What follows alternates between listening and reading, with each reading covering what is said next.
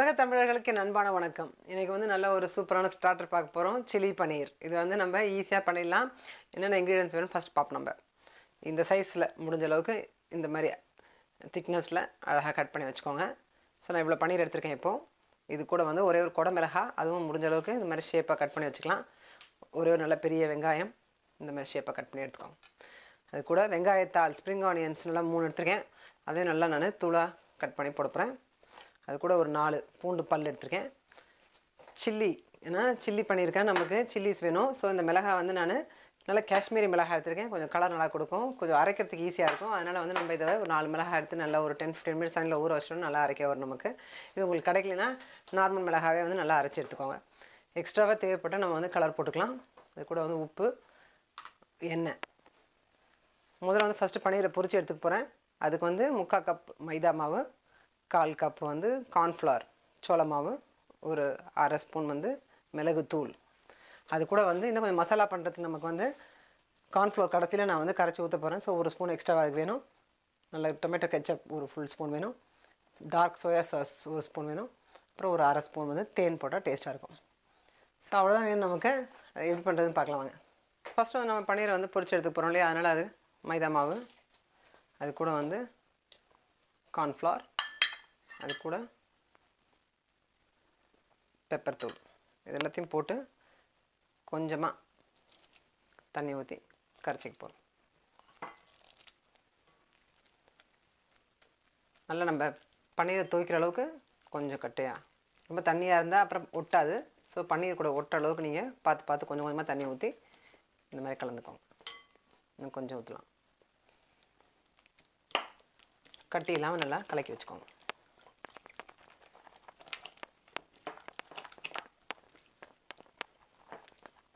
அதில் வந்து இந்த பன்னீர் பீஸ்லாம் போட்டு நல்லா முக்கிடலாம். ஸோ எண்ணெய் கொஞ்சம் காய வச்சு நம்ம அதை பொரிச்சு எடுத்துகிட்டு போகிறோம். இப்போ கார்ன்ஃப்ளவர் போட்டிருக்கோம்னா நல்லா கிறிஸ்பியாக இருக்கும். அது மட்டும் இல்லாமல் சீக்கிரமாகவே ஆகிடும்.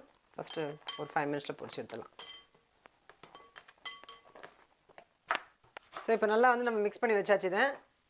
அது மட்டும் இல்லாமல் நான் வந்து இந்த ஸ்ப்ரிங் ஆனியன்ஸையும் வந்து கொஞ்சம் கட் பண்ணி எடுத்து வச்சுக்கிறேன். கீழ் பாகெல்லாம் வந்து முதல்ல நம்ம போட்டு நல்லா ஃப்ரை பண்ண போகிறோம். மேலே கொஞ்சோண்டு நான் கார்னிஷ் பண்ணுறதுக்காக கொஞ்சம் எடுத்து வைக்க போகிறேன். மிக்சியில் வந்து இந்த 4 பூண்டையும் மிளகாய் அது நம்ம கொஞ்சமாக தண்ணி கூட போட்டு வச்சுக்கலாம். ரொம்ப தண்ணியாக வைக்காதீங்க, கொஞ்சமாக ஊற்றி நல்லா பேஸ்ட் பண்ணிக்கலாம். இந்த மாதிரி நல்லா நம்ம பேஸ்ட்டாக அரைச்சி வச்சுருக்கோம், மிளகாவையும் பூண்டையும் போட்டு. இது வந்து நம்ம ரெடியாக எடுத்து வச்சுக்கலாம். இப்போ வந்து ஃபஸ்ட்டு நம்ம பன்னீரை வந்து பொரிச்சு எடுத்துடலாம். ஸோ ஃபஸ்ட் வந்து நான் ஆயில் ஊற்றிக்கிறேன். நம்ம வந்து பன்னீரை வந்து டீப் ஃப்ரை பண்ணிக்கிறோம்.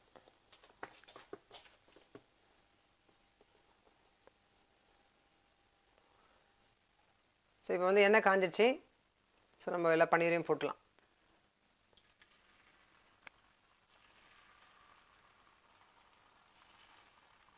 அதோட கோட்டிங்கோடு இருக்கணும், அப்போ தான் வந்து நல்லா அது டேஸ்ட்டாக இருக்கும், கிறிஸ்பியாக இருக்கும். ஸோ இந்த மாதிரி நல்லா ஒட்லினாலும் தூச்சி போடுங்க. ஸோ இது மூலமாக பண்ணுறதுனால நமக்கு பன்னீர்லேயே வந்து நல்லா அந்த காரமும் வருது, ஏன்னா நம்ம பெப்பர் போட்டிருக்கோம். ஸோ கொஞ்சமாவது பன்னீரோட ஒட்டும்.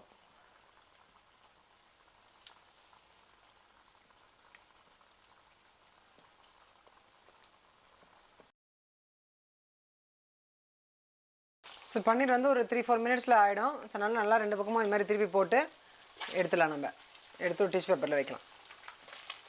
ஏன்னா ரொம்ப நேரம் விட்டினாலும் ரொம்ப ஹார்ட் ஆகிடும். அதனால் ஒரு 2-3 மினிட்ஸில் எடுத்துடலாம் நல்லா.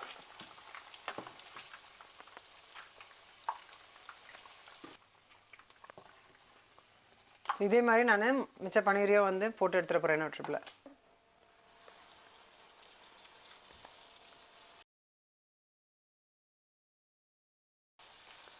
ஸோ இப்போ வந்து அந்த இன்னொரு ட்ரிப் பன்னீர் போட்டிருக்கோம், அது வந்து ஃப்ரை ஆகிட்டு இருக்கட்டும். அந்த டைமில் நம்ம அதுக்குள்ளே வந்துட்டு நல்ல ஒரு மசாலா பண்ணிடலாம். இப்போது இன்னொரு பேனில் வந்துட்டு நான் ஒரு டேபிள் ஸ்பூன் ஃபுல்லாக எண்ணெய் எடுத்துக்கிறேன். இதில் வந்து நம்ம ஃபஸ்ட்டு இந்த ஸ்ப்ரிங் ஆனியனில் இந்த கீழ் பார்ட் வச்சுருந்தோம் இல்லையா, அதை ஃபஸ்ட்டு நம்ம நல்லா வறுத்துக்கலாம். ஸோ அந்த ஸ்ப்ரிங் ஆனியன்ஸ் லேசாக வதக்கிட்டு நம்ம வெங்காயம் வச்சுருக்கோம் இல்லையா, அதையும் நல்லா வதக்கலாம் முதல்ல. அதுக்கப்புறமா நம்ம வந்து குடமிளகாவையும் வதக்க போகிறோம். ஸோ ஃபஸ்ட்டு வெங்காயம் வதங்கட்டும்.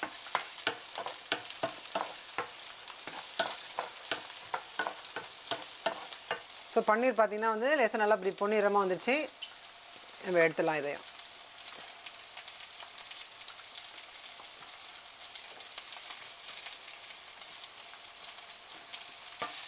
ஸோ வெங்காயம் நல்லா வதங்கிடுச்சு. குடமிளகாவையும் போட்டு வதக்கலாம். அதுவும் லேசாக வதனதுக்கப்புறமா நம்ம வந்து அரைச்சி வச்சுருக்கேன் மிளகாய் பேஸ்ட் அதையும் போட போகிறேன். இப்போ இந்த 1 மினிட் வதக்குங்க. ஸோ இப்போ வந்து அரைச்சி வச்ச பேஸ்ட்டு நல்லா மிளகாவும் பூண்டும் அதை போட்டுருங்க.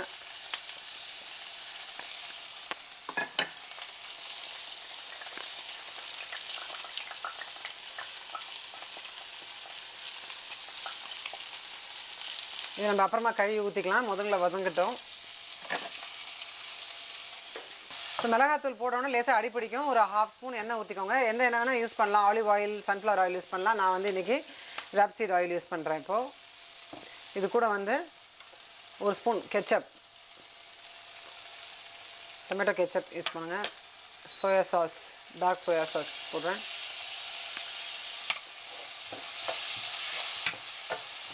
அது கூடவே வந்து 1/2 ஸ்பூன் தேன்.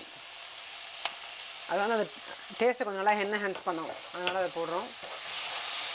இது எல்லாமும் போட்டுட்டு அந்த வதங்கினதுலே பாதி வெந்திருக்கும் அந்த குடமிளகாவும் வெங்காயமும். ஆனால் நமக்கு வந்து இந்த மிளகாய்லாம் வந்து கொஞ்சம் நல்லா கொதிக்கணும்.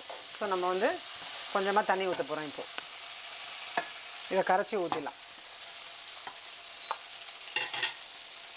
ஸோ ஒரு 1/2 கிளாஸ் தண்ணி அளவுக்கு தண்ணி ஊற்றுறேன் நான். ஏன்னா ரொம்ப தண்ணி ஊற்றினா அப்புறமா சுண்டுறது கஷ்டம். நம்ம வந்து கிரேவியாக ட்ரையாக தான் பண்ணுறோம். அதனால் வந்து ரொம்ப தண்ணி ஊற்றாதீங்க, கொஞ்சமாக ஊற்றிக்கோங்க.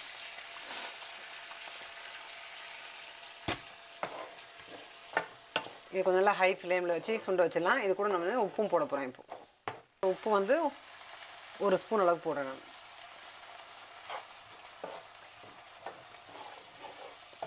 இது லேசாக கொதிக்கும் போதே நம்ம வந்து இப்போ பன்னீரையும் போட போகிறோம். அப்போ தான் வந்து பன்னீரும் கொஞ்சம் அதை அப்சர்வ் பண்ணோம். அதனால் பன்னீர் பீசஸும் நம்ம அதில் போட்டுடலாம். இப்போ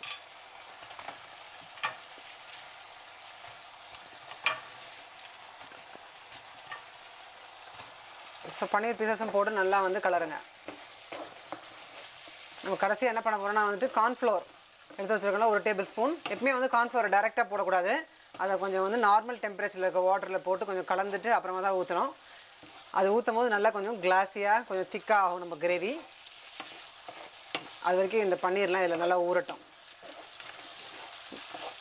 இந்த டைமில் தான் நமக்கு வேணால் கொஞ்சம் நம்ம கலர் சேர்க்கலாம் லேசாக. ஏன்னா வந்து சில்லி பன்னீர் வந்து நல்லா கொஞ்சம் ரெட்டாக இருந்தால் பார்க்க நல்லாயிருக்கும். பட் இது கம்ப்ளீட்லி ஆப்ஷனல் தான். அவங்களுக்கு வேணான்னா விட்டுருங்க.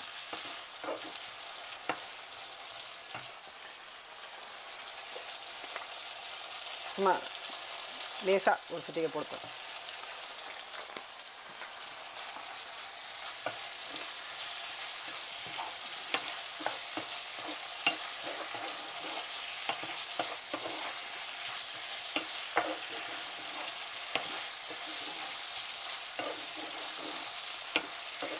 இப்போ பார்க்கும்போதே வந்து நல்லா டேஸ்ட்டாக ரொம்ப பார்க்குறதுக்கு ரொம்ப அட்ராக்டிவாக இருக்குது. அதான் அந்த சில்லி பன்னீர் வந்து ஸ்டார்டர் பார்க்கும்போதே ரொம்ப நல்லா அட்ராக்டிவாக இருக்கும். ஏன்னா அந்த பன்னீரே நல்லா டேஸ்ட்டான ஒரு ஐட்டம் தான் அது. அது கூட அந்த குடமிளகா வெங்காயம் போடும்போது இந்த கிரேவி வந்து ரொம்ப டேஸ்ட்டாக இருக்கும். ஸோ நான் இப்போ ஃபஸ்ட்டு வந்து கார்ன்ஃப்ளவரை வந்து கரைச்சி வச்சுக்க போகிறேன். ஸோ 1 ஸ்பூன் கார்ன்ஃப்ளவருக்கு வந்து நம்ம ஒரு 2 ஸ்பூன் அளவுக்கு தண்ணி ஊற்றிக்கலாம். கட்டி இல்லாமல் நல்லா இப்படி கலக்கி விட்டுக்காங்க. ஏன்னா டக்குன்னு கட்டி கட்டி ஆகிடும். ஸோ இந்த மாதிரி நல்லா கலக்கிட்டு அப்படியே சுற்றி ஊற்றுங்க. அது கொஞ்சம் தான் குவான்டிட்டினாலும் நல்லா நமக்கு அது வந்து கிளாஸியாக ஒரு இது ஃபீல் தரும். நல்லா இது வந்து நம்ம இஷ்டம் தான். இப்போது நல்லா ஒரு 2-3 மினிட்ஸ் வச்சு நல்லா ஃப்ரை பண்ணால் நல்லாயிருக்கும் பார்க்க சாப்பிடவும். ஸோ நல்லா ஸ்ப்ரெட் பண்ணி விட்டு ஒரு 2-3 மினிட்ஸ் ஃப்ரை பண்ணுங்கள். கொஞ்சம் பன்னீர் வந்து கொஞ்சம் டெலிகேட்டான இது. அதனால் வந்து ரொம்ப அது உடஞ்சிடாமல் ஓரளவுக்கு அடிப்பிடிச்சா கொஞ்சம் ஒட்டாமல் நம்ம டெலிகேட்டாக இதை பண்ணி எடுத்துக்கலாம்.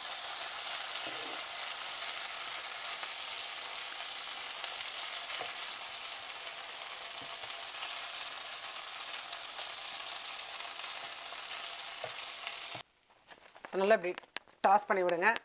பார்க்கறதுக்கு நல்லா ஒரு கிளாஸியாக டேஸ்டியாக ஒரு அட்ராக்டிவான சில்லி பன்னீர் வந்து ரெடி ஆகிடுச்சு. இதை வந்து நம்ம சர்வ் பண்ணலாம்.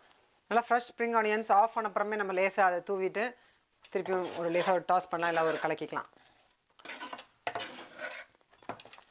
இப்போ வந்து நம்ம அது ஒரு பிளேட்டில் கொட்டி சர்வ் பண்ணலாம். ஸோ நல்லா குரூப்பாக யாராவது ஃப்ரெண்ட்ஸில் நம்ம வந்து ஏதாவது என்டர்டெயின் பண்ணுறதா இருந்தால் இது மாதிரி நம்ம சென்டர் பிளேட்டில் அழகாக கொட்டி வச்சுட்டா அவங்கவுங்க ஃபோர்க்கில் குத்தி அழகாக சாப்பிட்லாம். நல்ல ஒரு சிம்பிளான டிஷ், ஈஸியாகவே பண்ணிடலாம். இதை மொத்தமே வந்து ஒரு 30 minutes மேலே ஆகாது, ஸ்டார்ட் டு ஃபினிஷ். இந்த டிஷ்ஷை நீங்கள் சீக்கிரமாகவே ட்ரை பண்ணி பார்த்து என்ஜாய் பண்ணுங்கள். உங்கள் கமெண்ட்ஸும் போஸ்ட் பண்ணுங்கள். தேங்க்ஸ், பாய்.